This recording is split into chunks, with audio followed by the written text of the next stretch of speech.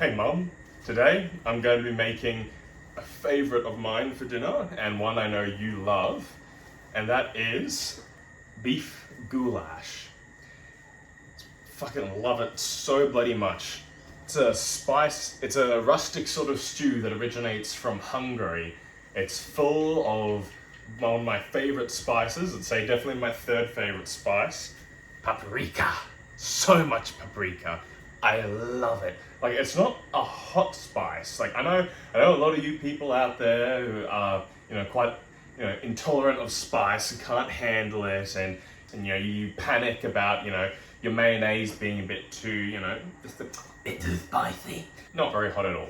It's like the mildest spice there is. You can up the heat a little by adding some other spices in there, which I have done before, but the time that I made for you, that was quite a mild version. I have made it hotter, and I think one time I made it a bit too hot and I made Dad tear up a little. I think that was that time.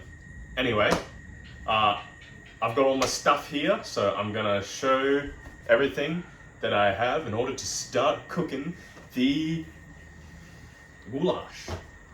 I definitely wrote a script. I'm definitely not winging this whole thing. So these are all the things you need to make paprika. We've got onions. I will use about 4 onions. I might end up using both of these. These are just tomato paste, nice and simple for that wonderful tomatoey flavor. I've got 3 tins of diced tomatoes. I get the cheapest ones because I'm on architectural draftsman wages, which are absolutely terrible. So I just get the, Woolies brand chicken stock. I don't really use beef stock in a lot of my things, just like you never really use beef stock. I guess that's just one I've just picked up from you. I just don't really like the overwhelming beef flavor. I find chicken stock works really well in everything I make, so I just use that. I got this big chunk of beef brisket. Look at that thick, meaty boy. But yeah, so this is almost 2 kilos for $23. Now, I could have gotten like pre-chopped beef chunks, but those things were about $24 a kilo, and that was just for the crappy stuff you get at Woolies. So I thought, you know what, I'll just get a chunk of beef brisket and I'll cut it up. I'll probably only use half a kilo of this, because that's a lot of meat. Don't need that much meat. Some olive oil for cooking the onion, and browning everything. Oh, that's not supposed to be there. That's my milk. I like this pasta. If I'm not going to make the pasta myself, I get this broader pasta. I quite like it. It's just good texture, nice and broad. I like it. And then beans. I like to do some beans that are then pan. Just see it in the pan with a little bit of bacon. That gives it a bit more flavor, but I didn't get bacon this time, so that's fine.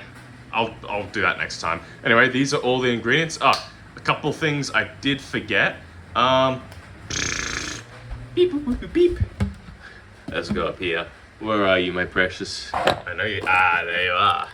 Some bay leaves, very important for flavor. That, and I'll also conjure up some cumin from the deep bowels of the cupboard. I won't show that because that'll just be boring. Alrighty, I've already cut the beef biscuit, not quite in half. I have, yeah, almost half.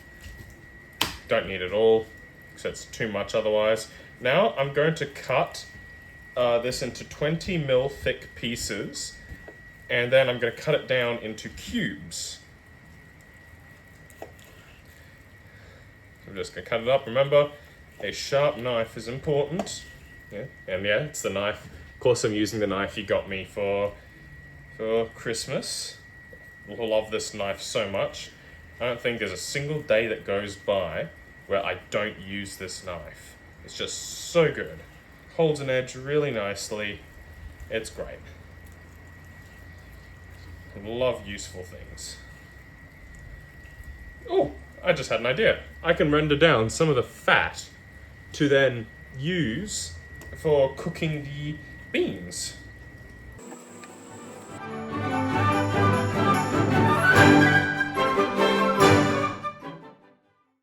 just removing some of this fat, because just don't need all this fat in this dish.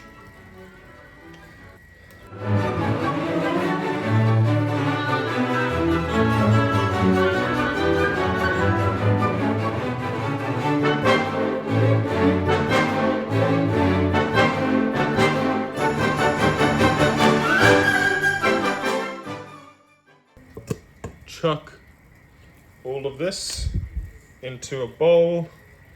And then for the beef, the next step is going to be browning it. So I'm going to coat this in a light dusting of flour and then chuck it into a nice hot pan to brown it up. Very important to brown. Alrighty, time to chop the onions. Now, this is just going to be a very rough chop. It's quite a rustic stew.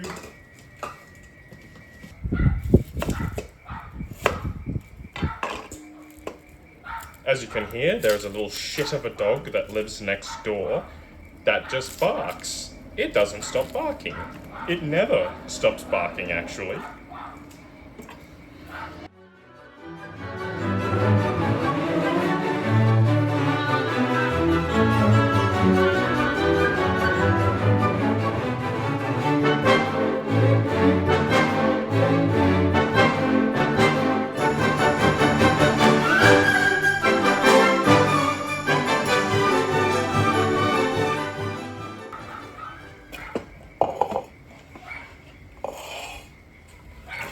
Into the bowl it goes. Whee! Now we're going to prepare to brown the meat. So I'm going to take a pinch of plain flour, sprinkle it in, give it a bit of a shake. Okay, I can already see that wasn't enough. Gonna give another pinch.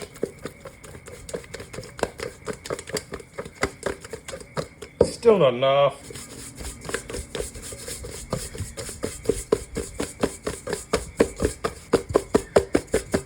There we go. Our meat's all covered in flour. Giving it a nice little dusting. Order of things.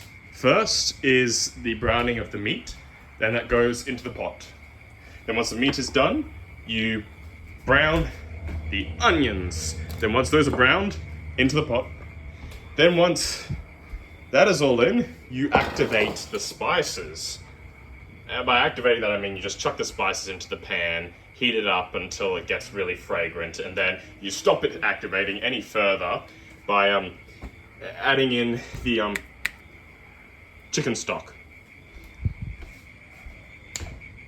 Now for a crucially important part of the entire process. Tea break.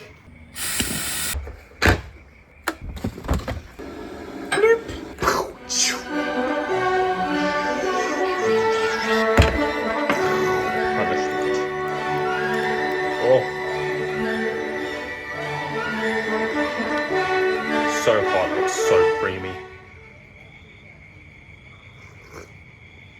Oh, time to begin the browning. Get yourself a pan. Oh, reliable. Some olive oil. Beautiful.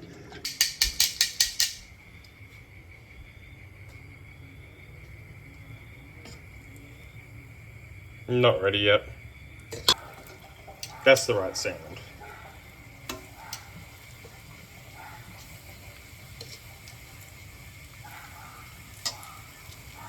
We're going to put all these pieces fatty side down so the fat can render out a little bit.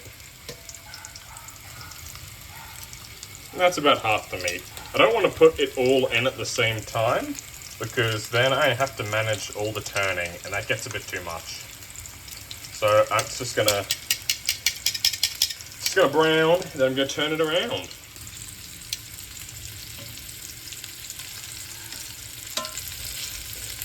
It's that time of year again. All I want for Christmas is that yapping little shit next door to just shut up. Just shut up for a little while. Trying to keep this family friendly here, but it's real hard with that yapping little shit next door. Very hard. Hard to stay happy when you want to strangle the dog next door. Bloop. Boop. Boop.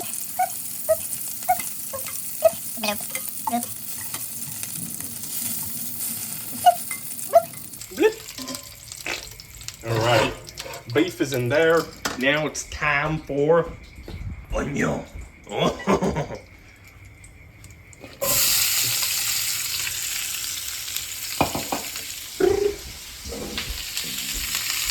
Stir the onion.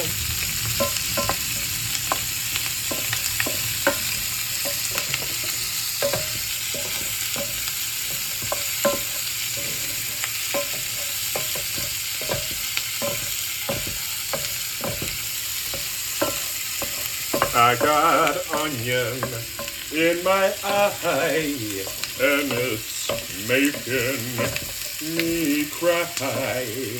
Yeah, you'd think that after all this cooking that I've done, I would be over this sting of onion. But I'm not. I'm still weak. My flesh is feeble. I'm still gonna get hurt by the onion's evil.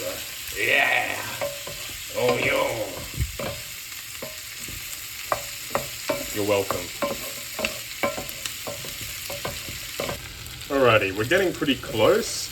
As you can see, the onion is starting to turn translucent or semi-translucent. It's very close to being done. I reckon it'll only be maybe half a minute more.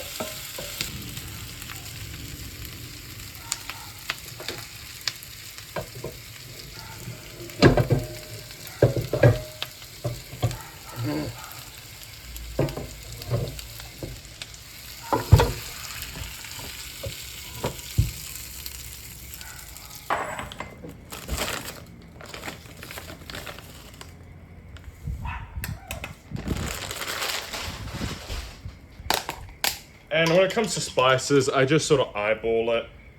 I guess I just go for about, I can put about 2 tablespoons of paprika. I'll go for 2.5, or 2 3/4. I like a lot of paprika. Paprika is good, paprika is wonderful. Time for the spices now. Now, because the spices burn very quickly, we're gonna bring it over onto a much lower heat. So, and then we're gonna bring that right down.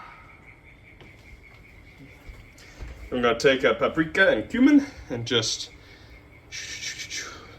unfortunately I don't have caraway at the moment, so we're just gonna have to make do with this. Basically what we're gonna do is we're gonna keep stirring the spice. My spice, my desert, my Arrakis, my June. Until we notice it becomes very fragrant.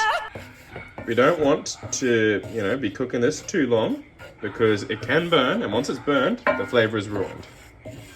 Alrighty, I didn't really show you the previous step of quenching the spices, but yeah, anyway, the spices are all in there now. Now time to add in the other stuff. Also, it is bucketing down rain right now, so it may be a bit hard to hear me. To this, we're going to be adding, I think we're going to be adding both tubs of tomato paste.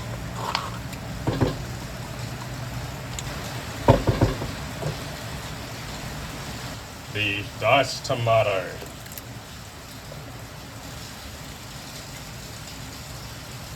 I think I'm only going to use 2 tins. I'm going to rinse the tins out using chicken stock. Just so I don't need to put extra water in there. But remember, this is quite a thick stew. I'm going to put some more chicken stock in.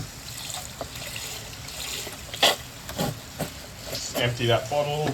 because this will lose some of that moisture as it cooks. So, you know, we want it to have at least some moisture. How gorgeous does that look? Now we're going to bring this up to a simmer, and then we're going to reduce it. Like, reduce the heat.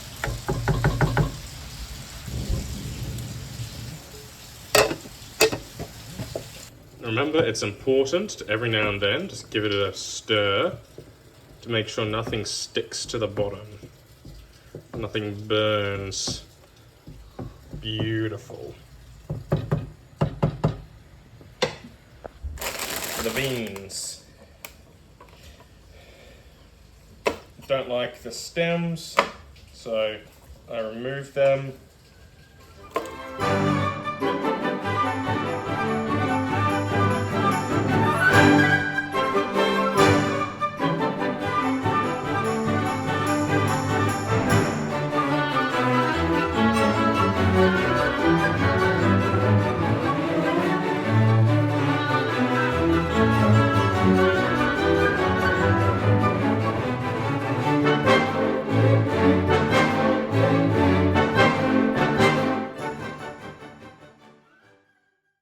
Now, I'm gonna cook the beans.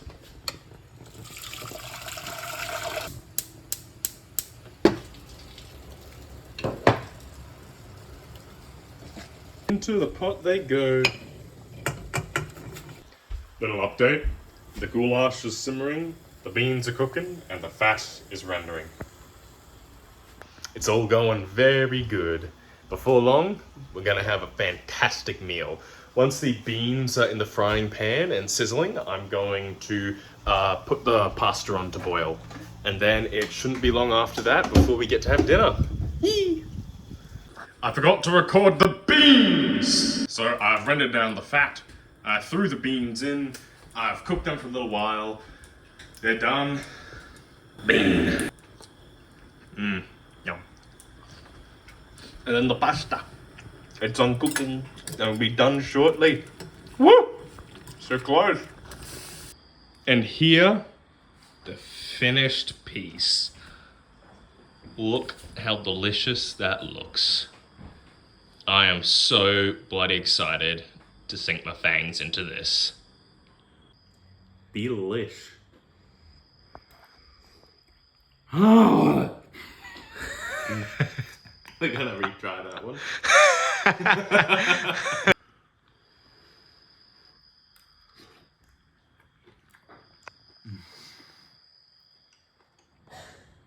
So good.